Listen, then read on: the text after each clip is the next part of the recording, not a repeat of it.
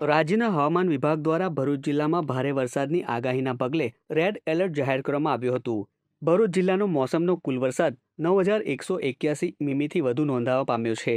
જ્યારે તાલુકાવાર વરસાદની સ્થિતિ જોઈએ તો જંબુસર તાલુકા ખાતે 12 મીમી, આમોદમાં 14 મીમી, વાગરામાં 89 મીમી, ભરૂચમાં 185 મીમી, ઝઘડિયામાં 40 મીમી, અંકલેશ્વરમાં 65 મીમી, હાંસોટમાં 33 મીમી અને વાલિયામાં 297 મીમી, જ્યારે નેત્રંગમાં 94 મિલીમીટર વરસાદ નોંધાયો છે. વધુમાં કીમ નદીના અસરગ્રસ્ત ગામ પાંજરોલી ગામની મામલતદાર હાંસોટે મુલાકાત લીધી હતી. જ્યારે વાલિયા તાલુકાના ડહેલી ગામે પણ મામલતદારે મુલાકાત કરી ગામના સરપંચ અને નાગરિકોને ગ્રામજનોને સચેત રહેવા અપીલ કરી હતી. ભરૂચ જિલ્લાના વાલિયા તાલુકામાં પડેલા ભારે વરસાદના પગલે હાંસોટ તાલુકાના પાંજરોલી, ઇલાવ અને બાલોતા ગામમાં કીમ નદીની સપાટી પણ વધી શકે છે. જેથી વાલિયા અને હાંસોટ તાલુકાના અસરગ્રસ્ત ગામોના નીચાણવાળા વિસ્તારમાં